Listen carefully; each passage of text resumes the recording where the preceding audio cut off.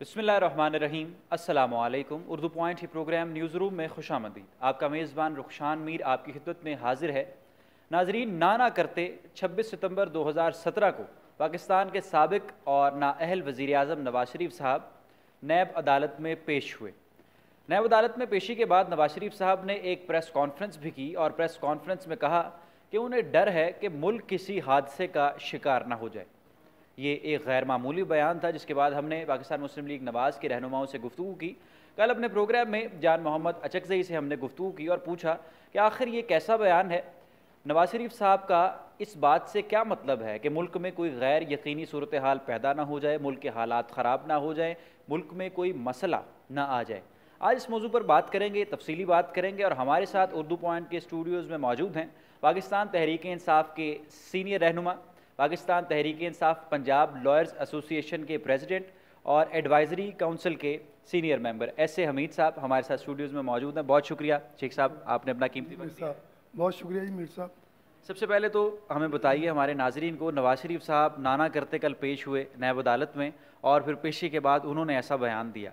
आप क्या समझते हैं, पाकिस्तान तहरीक इंसाफ क्या समझती है, नवाज शरीफ साहब अदारों पर कोई प्रेशराइज करने की कोशिश कर रहे हैं, अदारों को निशाना बना रहे हैं, क्या चाह रहे हैं वो? मीर साहब, ये बड़ी बदकिस्मती की बात है कि मियाँ साहब ने जब प्रेस कॉन्फ्रेंस की तो एक ही सांस में पहले तो अदलिया के एहतराम की बात की और साथ ही अदलिया के ऊपर चढ़ाई कर दी। और जब से इनके ख़िलाफ़ नहली का फ़ैसला आया है, ये बार बार अदलिया के ऊपर हमले कर रहे हैं। और अदलिया की मैं समझता हूँ कि उसकी इज़्ज़त, उसके वक़ार और आइन की बालादस्ती के मुनाफी बातें कर रहे हैं। मैंने आज तक कभी किसी जगह सुना नहीं, ना पढ़ा कभी कि किसी मुल्क में कोई प्राइम मिनिस्टर एक्स हो या हाजिर सर्विस हो, वो कभी ऐसी बात करे अपने मुल्क के ख़िलाफ़, अपने मुल्क के बनाए हुए इदारों के ख़िलाफ़, अपने मुल्क के उन इदारों के ख़िलाफ़ जिनके तहफ़्फ़ुज़ की उसने उसका हल्फ दिया। और ये बड़ी जुल्म की बात है, बड़ी ज़्यादती की बात है। और फिर दूसरी बात ये है कि जब आप कहते हैं मैं अदलिया का एहतराम करता हूँ, तो फिर आप उसके साथ दूसरे लम्हे में ये बात क्यों कहते हैं कि अदलिया ने मेरे साथ ये किया, सुप्रीम कोर्ट ने मेरे साथ ये किया? इसके माने ये हैं कि आप आइन के आर्टिकल 6 की जो खिलाफवर्जी कर रहे हैं, जो बगावत के ज़िमन में आता है। और शेख साहब, वो मरियम कता कलामी के लिए माजरत, मरियम नवाज शरीफ साहब ये ट्वीट कर रही थी, सोशल मीडिया पर खासी सरगर्म थी कि नवाज शरीफ साहब पाकिस्तान आएंगे ही नहीं, नैब अदालत में पेश होंगे ही नहीं, क्योंकि ये कोई ट्रायल नहीं है, ये उनका मुकदमा नहीं है, ये उनके खिलाफ प्रोपेगेंडा है। तो आप क्या समझते हैं, पाकिस्तान तहरीक इंसाफ, आप ऐसे हमीद साहब बजाते खुद क्या समझते हैं, वो एजेंसियों पे, पाकिस्तान के अदारों पे कौन मिल के उनके खिलाफ प्रोपेगेंडा कर रहा है? वो तो क्लियर नहीं कुछ भी जवाब देते। मैंने दुनिया में कोई ऐसा मुल्क नहीं देखा, कोई पार्लियामेंट नहीं देखी, कोई प्राइम मिनिस्टर नहीं देखा ना सुना जिसने अपने मुल्क के सिक्योरिटी इदारों के ख़िलाफ़, फ़ौज के ख़िलाफ़ और सुप्रीम कोर्ट के ख़िलाफ़ और तमाम वो सिक्योरिटी जो हमारे पास एजेंसीज़ हैं उनके ख़िलाफ़ बात की हो। ये पाकिस्तान की एक अनोखी मिसाल है मियाँ नवाज शरीफ की। मियाँ नवाज शरीफ को सुप्रीम कोर्ट ने बहाल किया बतौर प्राइम मिनिस्टर। पंजाब हुकूमत को यहाँ पे गवर्नर राज था, उसको जजेस ने ख़त्म किया। उस वक्त तो उन्होंने इतराज़ नहीं किया।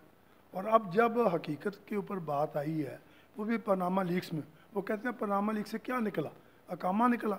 मैं ये कहता हूँ कि पनामा लीक से आपके ख़िलाफ़ 17 जो है कंपनीज निकली, जिनमें 3000 करोड़ का आपने लेन देन किया। और वो अकामा इसलिए था कि आप वहाँ पे अपना अकाउंट खोल सकते। वो अकाउंट खोलने की आड़ में जो काला धन था उसको सफेद करने के लिए ये काम किया गया। तो ये मुल्क के साथ एक बहुत बड़ी ज़्यादती की।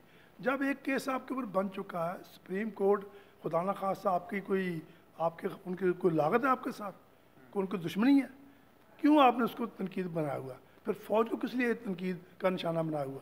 इसलिए कि फ़ौज इस मुल्क की सरहदों की हिफाज़त कर रही है। उसके जवान जो हैं, उसके जो ऑफिसर्स हैं, वो रात दिन कुर्बानियाँ दे रहे हैं, वो शहीद हो रहे हैं और आप उनको मतून कर रहे हैं, आप उनके ख़िलाफ़ बात कर रहे हैं। मैं समझता हूँ कि इससे बड़ा जुल्म कोई नहीं।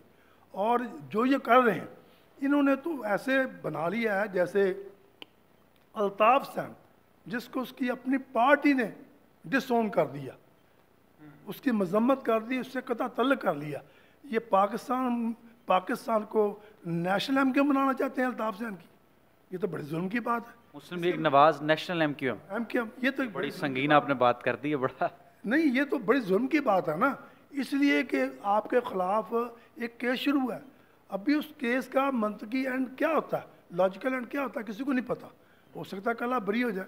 अगर जरदारी BCO केसेस में 11 साल पेशियाँ भुगतने के बाद फारग हो सकते हैं, तो आप हिम्मत करें, आप तो शेर हैं, शेर का निशान आपका, आप इसको फाइट करें। देखें जहाँ आपका दफा बनता है, 15 महीने सुप्रीम कोर्ट आपसे ये मिन्नतें करती रही आपके वकला से कि जी कुछ मनी ट्रेल लाएँ, कोई सबूत लाएँ, कोई चीज़ लाएँ। आप वो दे तो नहीं सके। जब आप दे नहीं सके, उल्टे आप उनको डांटते रहे, आपके वज़ीर उनको डांटते रहे, यहाँ तक कि चीफ जस्टिस ऑफ पाकिस्तान को कहना पड़ा कि जी इनके वज़ीर हमें डांट रहे हैं। मैं समझता हूँ कि सुप्रीम कोर्ट ने बड़ी फराखदिली का सबूत दिया। उन्होंने आपके स्टेटस के पेश नज़र कि आप एक आवाम के मकबूल लीडर हैं, उन्होंने आपको तहफ़्फ़ुज़ देने की पूरी कोशिश की है। लेकिन कानून अपना रास्ता ज़रूर बनाता है। कानून अगर रास्ता ना बनाए तो वो सुप्रीम कोर्ट नहीं है, फिर वो इंसाफ का एक बिल्डिंग रह जाएगी, इंसाफ का नामो निशान वहाँ नहीं होगा। तो इन्होंने खुद ऐसी एक मिसाल मतलब बनाने की कोशिश कर रहे हैं कि दुनिया में किसी जगह भी ये काम नहीं होता। क्लिंटन से गलती हुई थी, उसके तल्लुकात थे, उसने इनकार किया, उसने झूठ बोला, कौम ने उसे रद्द कर दिया, उसे पूरी कौम से माफ़ी मांगना पड़ी, उसे अपनी बीवी से माफ़ी मांगना पड़ी, उसे अपनी बेटी से माफ़ी मांगना पड़ी, ठीक है। फिर भी जाके क्लिंटन का वो मुकाम नहीं बना। निक्सन जिसने टेप करवाई थी, उसने उसका जुर्म ये था कि उसने कहा कि मैंने कुछ नहीं करवाया, लेकिन उसे सदारत से फारग होना पड़ा, उसने रिज़ाइन दिया। तो आपके ख़िलाफ़ तो 3000 करोड़ के जो लेन देन आपने किया है उसके सवाल हैं, आप उनका जवाब दे दें, आप आज भी दे दें, आप क्लीन हैं। लेकिन इन अदारों को जिस तरह से कल भी वो प्रेस कॉन्फ्रेंस में कह रहे थे कि उन्होंने ही रेफरेंस किया, उन्होंने ही मुकदमा किया, हमने फिर अपील की तो फिर वही जजेस आ गए, हमें सुना नहीं जा रहा, हमें प्रॉपर नुमाइंदगी नहीं मिल रही कि हम अपना बयान एडवोकेट कर सकें। खैर वो तो चले, उनका बयान था। सोशल मीडिया पे शेख साहब एक और भी सोशल मीडिया सार्फिन एक बात करते हैं, फेसबुक ट्विटर पर, आप करंटली जानते हैं चीज़ों को, कि नवाज शरीफ साहब चलो इस वक्त अदारों के ख़िलाफ़ अगर वो बोल रहे हैं, उनके ख़िलाफ़ हैं, ऐसा लगता है, तासुर आता है, मगर इमरान खान साहब के पीछे कोई और कुव्वत है पाकिस्तान तहरीक इंसाफ को ताकत बनाने में। और इस वक्त जिधर इमरान खान खड़े हैं और जो उनकी मौजूदा पॉलिटिक्स है, पॉलिटिक्स में जिस तरह से वो जा रहे हैं, उनके पीछे कोई और कुव्वत है। ये सच है या झूठ? देखें, कोई और कुव्वत होती तो फिर जब इतना ज़बरदस्त प्रोटेस्ट हुए, बेशुमार इशूज़ थे इस मुल्क में, वो एक इशू नहीं था ना, और धरने भी दिए, उसके अलावा दूसरे काम भी हुए, तो कुव्वत को सामने आई इनको। वो जो लाखों के मजमे होते हैं वो कुव्वत जमा करती है, वहाँ पे वो कुव्वतें आती थी। और आज जो यहाँ पे 24 घंटे की कॉल पे लाखों लोग जमा हो जाते हैं, वो कुव्वतें मुहैया करती हैं। ऐसी बात नहीं है। पाकिस्तान की पढ़ी लिखी क्लास, पाकिस्तान का इंटेलिजेंसिया, डॉक्टर्स, वकाला, ऑफिसर्स, उसके बाद सर्विसेज के लोग, और बच्चे और बच्चियाँ और उनकी वालदा, ये तमाम के तमाम फैमिली ब्रेक हो चुकी है, फैमिलियों में दरार आ चुकी है। जो लोग 40-40 साल से पीपल्स पार्टी या नून लीग के थे, उनकी फैमिलियाँ ब्रेक हो चुकी हैं, ये एक फैक्ट है। इसलिए कि इन्होंने डिलीवर नहीं किया। अगर पीपल्स पार्टी डिलीवर करती तो आज उसका ये हाल ना होता। उसने लाहौर के इलेक्शन में क्या लिया, ठीक है। PTI ने भी तो खैबर पख्तूनख्वा में इस तरह से डिलीवर नहीं ना किया। जो PTI ने अगर डिलीवर नहीं किया तो उसको आप देख सकते हैं, वहाँ पे डिलीवर तो हुआ है। वहाँ की मैं समझता हूँ कि एक सबसे बड़ा कारनामा जो PTI ने वहाँ पे किया है, वहाँ पे पुलिस को उन्होंने डीपोलिटिसाइज कर लिया। ये जड़ है तमाम जराइम की। अगर पुलिस आपकी ठीक हो जाए, आपका जराइम ख़त्म हो जाएगा। जब आपका जराइम ख़त्म हो जाएगा, आपका मुआशरा पीसफुल हो जाएगा। पीसफुल मुआशरा होगा, इन्वेस्टमेंट होगी, लोग आज़ादी से काम करेंगे, लोगों के एक दूसरे के ख़िलाफ़ ग्रज ख़त्म होगी, दुश्मनियाँ ख़त्म होगी। मैं समझता हूँ कि बहुत बड़ा काम कर दिया। एक काम, एक एजुकेशन में इनकलाब ले आए, 27% बजट कर दिया। एक हेल्थ में इनकलाब लेके आए, 60 लाख लोगों को कार्ड दे दिया। तो जो काम किया 2-3 साल में, वो एक पोटेंशियल काम है, ग्रास रूट लेवल पे काम है। आप जाएं पता करें, उनकी वहाँ की सड़कें देखें, वहाँ का डेवलपमेंट का काम देखें। तो डेंगू से निकला खैबर पख्तूनख्वा। और डेंगू तो ये तो कुदरती आफत एक है। तो कहने का मकसद ये है कि ऐसा कोई मसला नहीं है। जितना टाइम मिला इनको तो 6 हुकूमतें मिली हैं, इन्होंने पंजाब के अस्पताल ठीक कर दी हैं, इन्होंने नेशनल लेवल पे कोई हेल्थ पॉलिसी बनाई है, इन्होंने कोई एजुकेशन पॉलिसी इनकी ठीक बनी है। यहाँ पे लाखों बच्चे जो हैं वो ख़राब हो रहे हैं। स्कूल, सैकड़ों स्कूल हैं जहाँ के बिल्डिंग नहीं है, उस्ताद नहीं है। अच्छा, तो कहने का मकसद है कि बहुत सा काम होने वाला है जो नहीं हुआ। अच्छा, ऐसे अमीन साहब, सोशल मीडिया पे एक और डिबेट चल रही है कि अपोजिशन लीडर कौन बनेगा। ऐसा लगता है कि पाकिस्तान तहरीक इंसाफ में वाज़ेह दरारें पड़ चुकी हैं। अली मोहम्मद ख़ान ग्रुप अलहदा, मुराद सईद वगैरह, और शाह महमूद कुरैशी साहब अलहदा। सोशल मीडिया पे बहुत आज डिबेट चलती रही, सार्फिन लिखते रहे कि अब ये जो ग्रुप है अली मोहम्मद ख़ान वाला शाह महमूद कुरैशी के ख़िलाफ़ है और दूसरा ग्रुप इनके ख़िलाफ़ है। आप क्या समझते हैं, ऐसे मामलात हैं पाकिस्तान तहरीक इंसाफ में? जी, डिफरेंस ऑफ ओपिनियन तो बुनियादी हक है ना जमहूरियत में, ठीक है। अगर ये कोई बात आई है तो उसको वो सॉर्ट आउट खुद ही करेंगे। अगर शाह महमूद कुरैशी साहब बनते हैं तो इमरान खान की सपोर्ट के बगैर बन जाएंगे, को वहाँ पे मुकाबला तो नहीं आपस में होना।